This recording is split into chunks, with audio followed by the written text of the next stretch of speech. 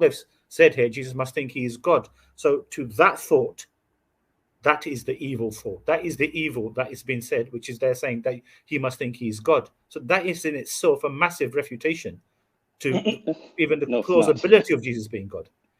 That's not a massive refutation. That's actually because, again, I'll pull one of CM's moves. Show me anywhere in the Bible ever where Jesus says, "I am not God and do not worship me." Oh my gosh, this Right? is terrible. First And of all, I'm saying that, and I'm saying that kind of tongue in cheek, jokingly, because that's not how we do. That's not how we he should do actually does. argumentation. He actually does. The idea is simply stated, or to be simply stated, is that Jesus and his contemporaries and his disciples, those closest to him, all were under the impression and mention that he is claiming to be God, and his apostles concluded that he is God.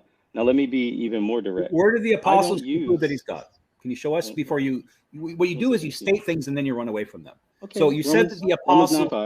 Romans 9:5. No, You can go to 1 hold on. Corinthians. No. You can You're go to a saying bunch of things just places. kind of like you don't think about them. You say, 2:13. all the apostles You can go conclude to a that bunch Jesus of is them. God. That's not the conclusion. Okay, so Okay. you say things and you're not See, let truthful. me finish. I was almost done. I don't talk that long. I try not to monologue for too long. I think I was talking about. You Yeah. said So all the apostles and here's one Jesus of the taught he was things. God. Yeah. This is one of the reasons why I don't use some of the text that you bring up. Like you went to Mark 16, or sorry, Mark 16. You went to Mark 10. You went to Matthew 9. I don't bring up some of those texts because as someone who reads and learns from and I guess studies the opposing side's arguments, I recognize those are not the strongest arguments. They are supportive arguments. They are not the strongest ones. And so I'm not going to present those. I'm not even really going to give it much time or interest because I recognize that there are, I won't say trivial, but there are straightforward ways to dismiss it or brush it to the side. But as I was stating, these things are important to acknowledge because the accumulative case is that Jesus having all this authority, and I would agree it's given to him, having all this authority is pointing to the reality of everything he claimed and everything he said. For example, John 5, him claiming to be God. And in other places, he does the exact same thing. And so here's my challenge to you. Show me or tell me, explain to me why Jesus accepts worship from people and does not rebuke them. Go. Can I answer that? Yeah, go ahead, Christian. First of all, Jesus worships his God. Okay. They worship the king of Israel. They worship King Solomon. They worship David. They also sat on the throne of God. Jesus is worshipped as the king, right? Not that he's God. He's the king of Israel, the long-awaited Messiah. Of course, they're going to worship him. There's different proskuneo, latreo. There's different types of worship. Jesus never receives worship as God.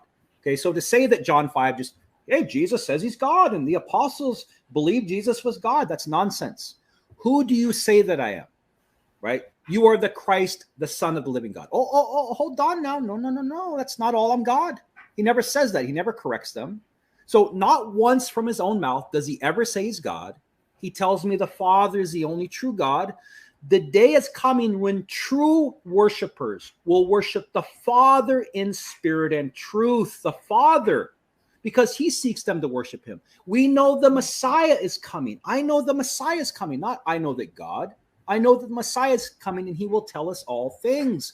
I who speak to you am he. I am the Messiah. So Chris is up here with his Jesus is God shirt and he's preaching to the heavens that Jesus is God.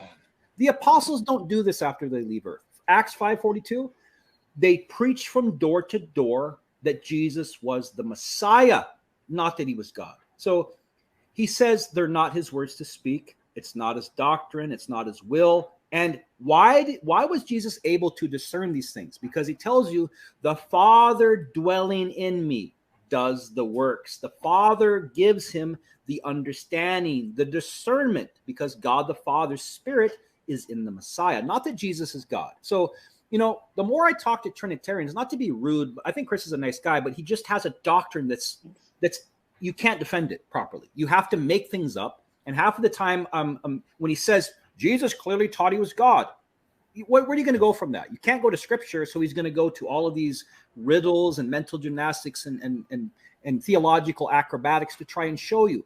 You have to ask yourself, and I'll finish, why don't you think Jesus tried to make the case that he was God?